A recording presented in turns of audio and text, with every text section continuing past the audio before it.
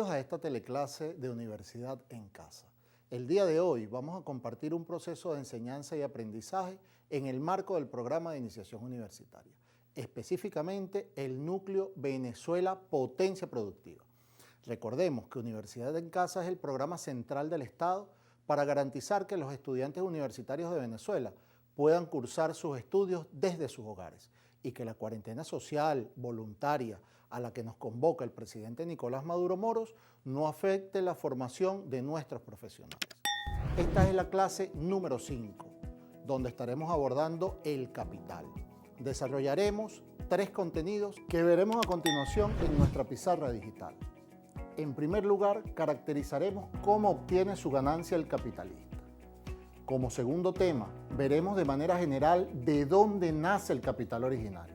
Y por último, el misterio de la mercancía, un análisis desde la dominación cultural.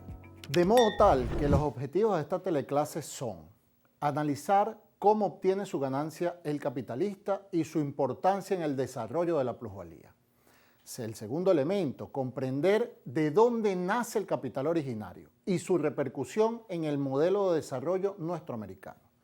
Y como tercer elemento, caracterizar el misterio de la mercancía, un análisis desde la dominación cultural. Es así como damos inicio al primer momento de la clase del día de hoy, con el tema número 1, cómo obtiene su ganancia el capitalista. Tenemos que hablar de un concepto de plusvalía, en este caso que es fundamental en el pensamiento de Marx. El primer capítulo del Capital, en el tomo 1, el único que se escribe en vida de Marx, comienza con el análisis de la mercancía, con el valor de uso y el valor de cambio, para de esta manera comprender el pensamiento de Marx con respecto al desarrollo de la plusvalía. Este es un elemento bien importante en el cual yo voy a tomarme el detenimiento para explicarlo con muchísima calma, porque al final siempre genera muchas distracciones el elemento de entender la mercancía y cuál es su valor de uso y cuál es su valor de cambio, que es una manifestación, una claridad impresionante con la cual Marx nos explica a nosotros la diferencia entre el valor de uso y el valor de cambio para entender la mercancía. Yo voy a tomar un ejemplo momentáneamente para entender cómo se desarrollan estos conceptos. Con mucho detenimiento entonces paso a hablar de un elemento fundamental que tenemos aquí en nuestro escritorio el día de hoy, que es esta tableta.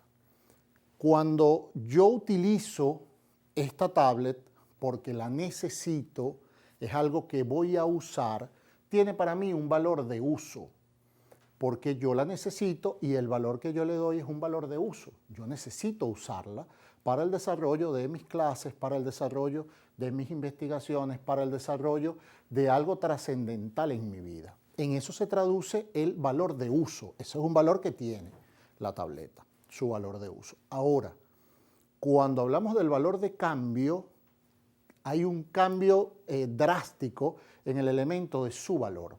Porque, por ejemplo, si yo no necesito usarla, porque yo tengo otra, o bien sea porque mi desarrollo profesional va enfocado hacia otros elementos, por ejemplo, soy mecánico y yo trabajo con herramientas para reparar los vehículos, para mí el valor de uso de esta tableta que tengo aquí, ¿verdad?, es insignificante. Entonces, para mí, yo la coloco en el mercado, porque ya yo la tengo, entonces la coloco en el mercado. Eso implica que tiene un valor de cambio. ¿Un valor de cambio por qué? Por recursos, por dinero. Y entonces yo le asigno un costo. Por ejemplo, yo puedo decir que esta tableta en el mercado tiene un valor hipotético de 100.000 bolívares, ¿verdad? Ese es el valor de cambio que tiene esa tableta. Eso nos presenta a nosotros efectivamente un análisis posterior que hacer, es decir, un mismo objeto, una misma mercancía tiene dos tipos de valores. Tiene por un lado el valor de uso, que es el valor que yo le doy si yo la necesito usar, y tiene por otro lado el valor de cambio, que es el valor que se le da si yo no la necesito usar y necesito venderla y cambiarla por dinero. Ahora bien, ¿qué determina el valor de cambio de esta tableta. Es decir, cómo el mercado analiza, estudia, define, determina cuál es el valor de cambio de esta tableta. Bueno, es muy sencillo. De verdad que es muy sencillo a pesar de todo lo complejo que se le intenta colocar al tema de la mercancía, el valor de uso y el valor de cambio. El valor de cambio es muy sencillo. Es el valor que tiene, ¿verdad?, el desarrollo del trabajo socialmente aceptado, ¿verdad?, para que un trabajador, un proletario, pueda desarrollar esta tableta. Vamos a suponer, ¿verdad? Eso quiere decir que si un trabajador desarrolla su trabajo a través de la elaboración de esta tablet para colocarla en el mercado, ¿verdad?, esa tableta tiene un costo, insisto, en el mercado de 100 bolívares. El trabajador tiene que vender su fuerza de trabajo porque, insisto, el trabajador, el proletariado, no tiene absolutamente más nada, solo cuenta con su fuerza de trabajo. Y la fuerza de trabajo del proletariado es la que pone al servicio del capital para que se use su fuerza de trabajo y le paguen a él un salario, y con ese salario que el trabajador cobra por eso, poder cubrir todas sus necesidades básicas. Entonces, el capitalista en este caso necesita, ¿verdad?, generar las condiciones para que ese trabajador cobre un salario adecuado por el uso de esa tableta. Por ejemplo, el trabajador desarrolla, el costo de esta tableta son 100.000 bolívares, como habíamos dicho. Ese trabajador entonces va a la fábrica, se sienta, trabaja toda una serie de horas para cobrar 100.000 bolívares. El capitalista le paga a ese trabajador 100.000 bolívares para él garantizar su alimentación, su vestido y su vivienda, que son como los elementos más básicos de la vida de ese individuo. Ahora, fíjense ustedes dónde está el elemento fundamental. Ese trabajador, en el desarrollo de su trabajo, del desarrollo de su fuerza de trabajo, en la fábrica, en el espacio, tiene un elemento importante, que es que durante ese tiempo él no genera ganancias solo por 100.000 bolívares, porque él no hace una sola.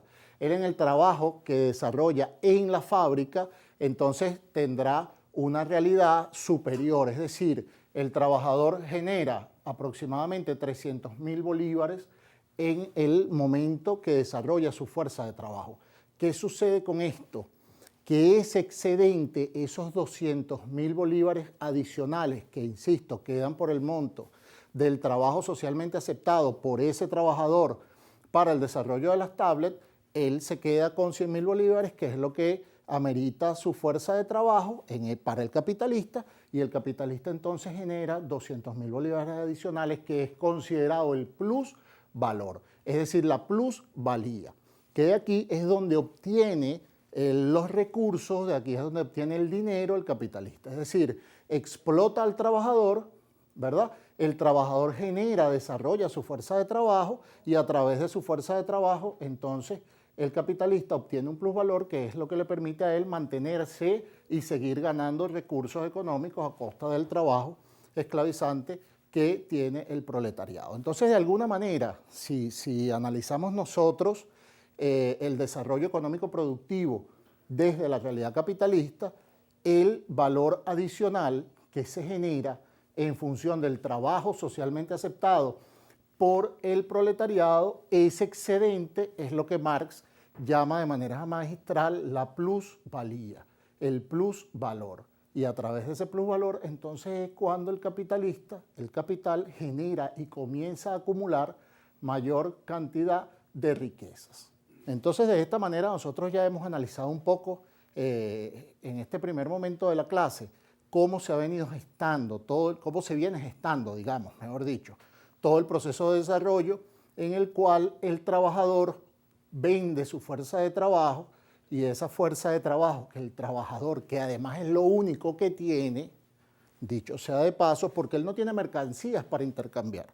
El trabajador no tiene mercancías para vender. El trabajador solo tiene su fuerza de trabajo, y en función de eso vende su fuerza de trabajo para el desarrollo del proceso productivo y la explotación de los recursos que generan un plus valor.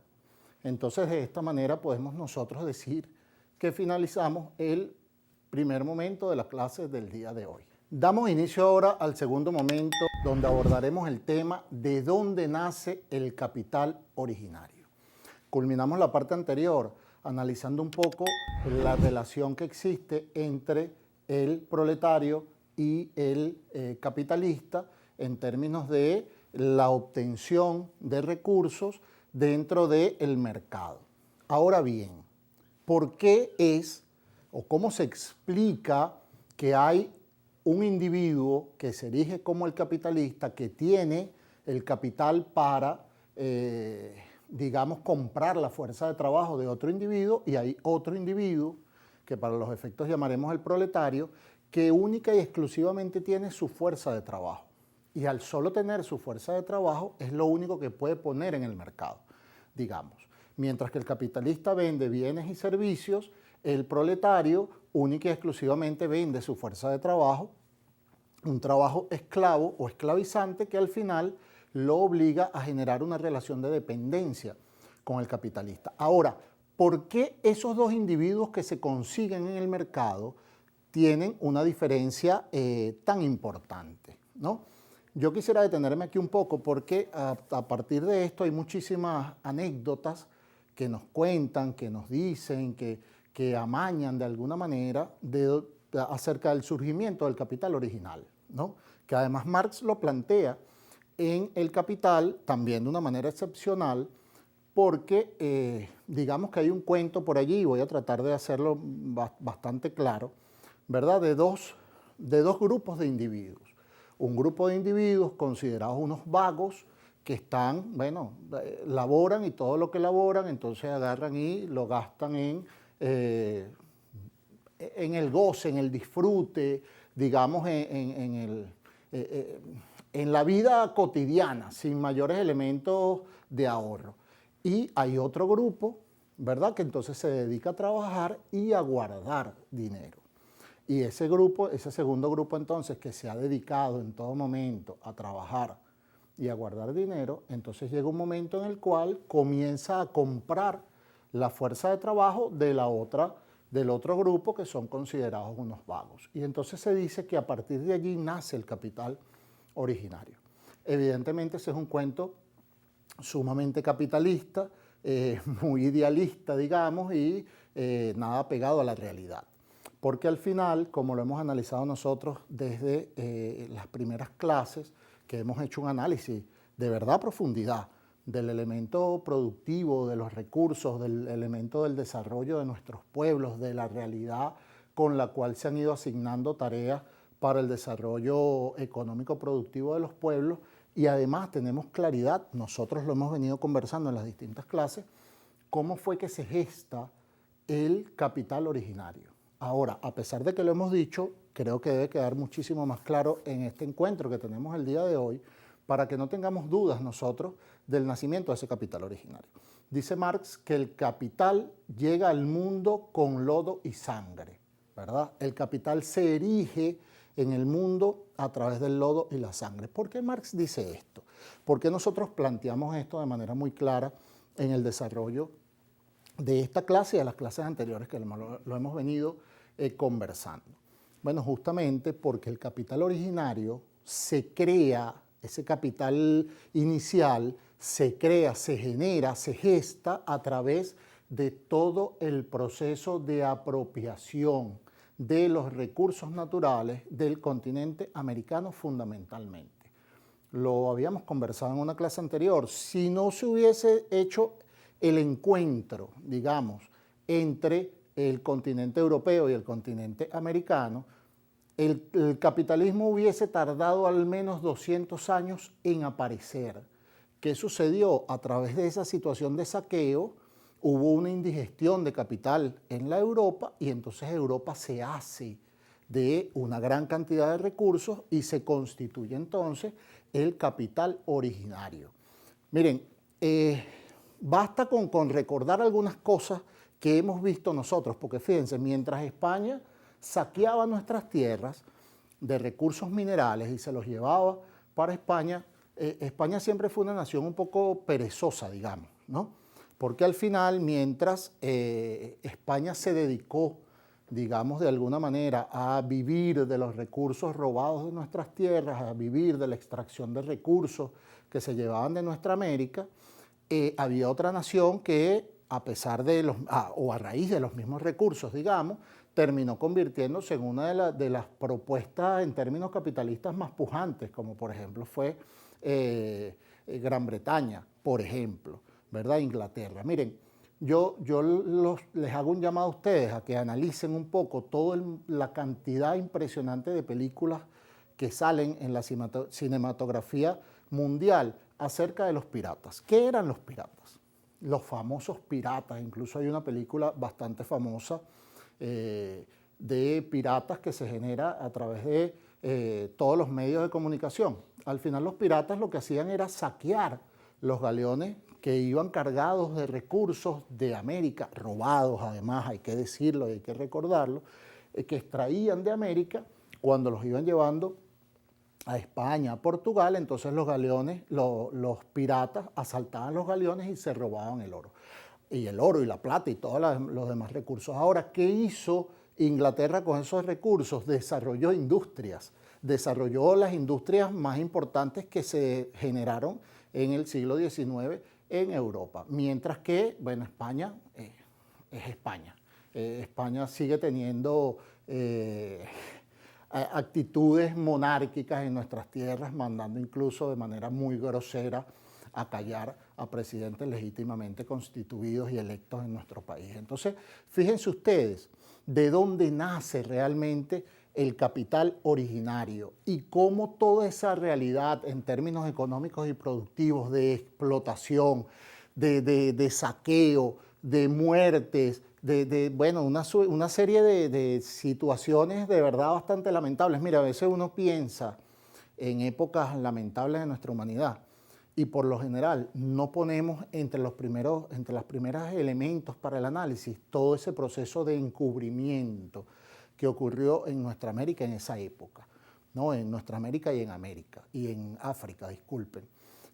Toda una situación de saqueos horribles, toda una situación de saqueos muy lamentables, de una situación que generó en nuestros pueblos un proceso de atraso importantísimo en términos de tanto del proceso de desarrollo como de la obtención de capital. Fíjense ustedes, en este relato, realmente cuando nosotros analizamos cuáles son los países más ricos del mundo que se encuentran hacia, digamos, lo que ellos llaman el primer mundo y cuáles son los países nuestroamericanos y cuál es nuestra realidad con respecto a la relación de recursos económicos.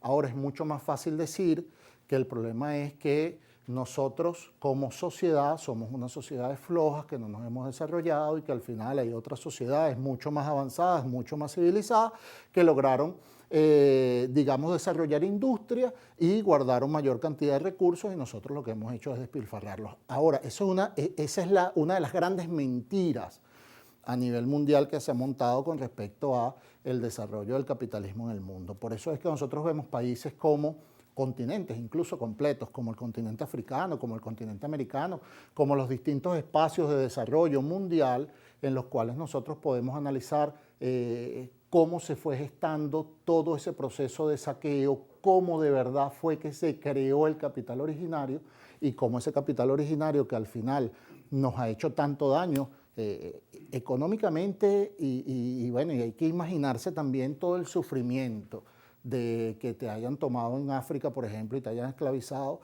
o que hayan llegado a tu tierra y hayan cambiado absolutamente todo, y hayan matado a tus familiares, y hayan acabado con todo tu ecosistema y todo lo que eso generó. Entonces, cuando nosotros hacemos un análisis real de las condiciones del nacimiento del capital originario, tenemos entonces nosotros que analizar todos estos distintos elementos y entender por qué algunas naciones tienen tantos recursos naturales, tantos recursos económicos y por qué otras naciones terminamos siendo consideradas naciones del tercer mundo y naciones pobres que al final estamos todavía tratando de remontar esa cuesta dificilísima en términos del desarrollo productivo de nuestra patria. De esta manera cerramos el segundo momento del día de hoy y damos paso ahora al tercer y último momento de esta clase, donde abordaremos el tema el misterio de la mercancía, un análisis desde lo cultural. Hemos venido ocupando desde que comenzamos la clase del día de hoy en un filósofo central en el pensamiento estructural que no lo hemos presentado debidamente, que es Carlos Marx, quien hace un hallazgo impresionante en el análisis de la mercancía, en el cual nos termina analizando un poco Marx cómo la mercancía, a pesar de todo lo que ya hemos analizado, cómo la mercancía se genera en una suerte de fetiche, es decir, cómo existe una magia que circunda la mercancía, que al final es uno de los elementos fundamentales, insisto, del capitalismo como propuesta económica mundial y de dominación además, en la cual nos presentan la mercancía como un gran fetiche. Es decir, cuando nosotros compramos un producto que nos los vende a través del mercado, eso que llamaba Adam Smith la mano invisible del mercado, que no es ni invisible ni es digamos, etérea, es muy clara, es muy concreta, tiene que ver con todo el desarrollo de la estructura del poder del mundo, ¿verdad? Es quien controla el mercado. Entonces, cuando nos venden a nosotros una mercancía, nosotros nos deslumbramos de alguna manera con la mercancía. Nosotros vemos en la mercancía, porque además así nos los hacen ver los medios de comunicación, vemos en la mercancía una cosa extremadamente hermosa, inalcanzable. Pero esa mercancía no nos permite ver a nosotros qué sucede detrás de ella, cuál es la realidad que subyace detrás de la mercancía. Y por eso Marx dice que existe un fetiche con respecto al tema de la mercancía.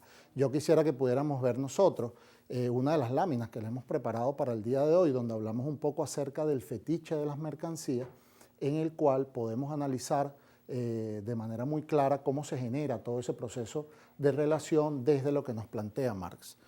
Dice que es una característica de la sociedad productora de mercancías, el tema del fetichismo de la mercancía, y consiste en considerar las mercancías como objetos triviales que satisfacen necesidades, presentándose como objetos independientes de su productor, cuando en realidad su valor proviene de las relaciones sociales que lo han producido. ¿Qué quiere decir allí cuando nosotros hablamos del fetiche de las mercancías? Fíjense, cuando nosotros vemos, como yo les decía al principio, el capitalismo, el capital, tiene que abaratar lo más posible los costos para que la ganancia para su bolsillo sea mayor. Entonces, por ende, termina tercerizando tanto la fuerza de trabajo, la fuerza laboral, que al final la lleve al mínimo costo para él obtener una mayor ganancia. Es por eso que, por ejemplo, es una cosa que sucede mucho en los mundiales de fútbol, que es una experiencia así como hermosísima, ¿no? Donde nosotros entonces vemos un despliegue de mercancías impresionantes y hay unas banderitas muy famosas, esas que tienen la bandera de los distintos países que van al mundial y las enarbolamos nosotros con mucho patriotismo, con mucha emoción, con muchos elementos, bueno, propios de lo que produce el deporte, ¿no? Y al final nunca nos detenemos a pensar qué hay detrás de esas banderas, es decir, quién produce esas banderas, cómo es que una bandera de esas tiene un costo tan mínimo en el mercado, es decir, cuánto trabajo socialmente aceptado debe existir para que esa bandera llegue, esa pequeña banderita llegue a nuestras manos. Pongo el ejemplo de la bandera como una cosa muy común, ¿no? Pero también ocurre con las camisas, también ocurre con las marcas de los zapatos, también ocurre con todo. Es decir, nosotros de alguna manera nos embelezamos tanto con la mercancía que dejamos de pensar, es decir, la mercancía oculta todo lo que hay detrás de ella, que es un proceso de explotación. Por ejemplo, tenemos que darnos cuenta de las principales marcas mundiales donde se desarrollan esas mercancías.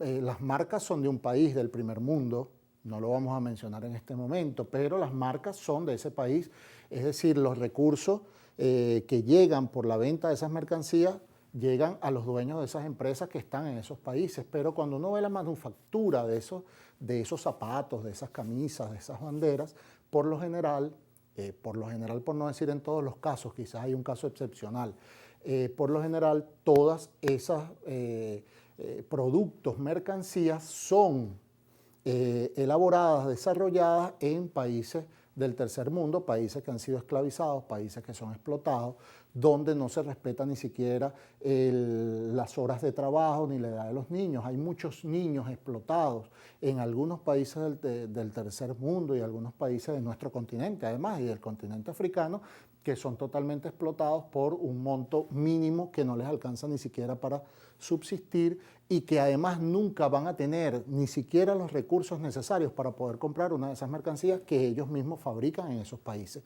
Entonces, fíjense ustedes, cuando nosotros pensamos en eso, en esa realidad, entonces tenemos que entrar en una lógica distinta que nos reduce a nosotros a entender cómo es que se genera la magia de las mercancías. Fíjense una cosa, Marx decía algo muy importante y en definitiva es así, ¿no? El individuo tiene que hacer mucho más. El hombre y la mujer tienen que construirse en una idea superior que trascienda en el mundo. Ahora, cuando un individuo única y exclusivamente se dedica a comprar y a vender mercancías, a fin de cuentas termina convirtiéndose también en una mercancía. Es decir, el fin último de la propuesta de desarrollo capitalista tiene que ver fundamentalmente con la apropiación, la acumulación de capital excesivo, pero también tiene que ver con el desarrollo de convertir absolutamente todo en mercancías.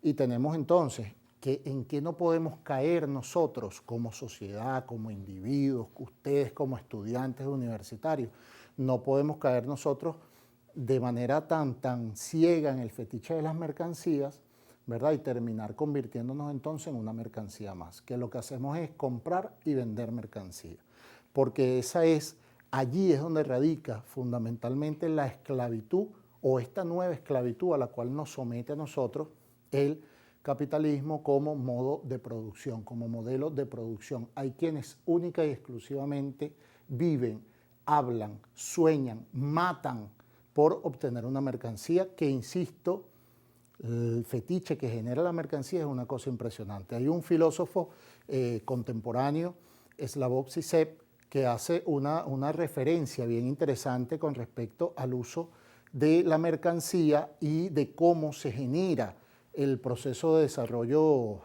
personal, digamos, a raíz de la mercancía.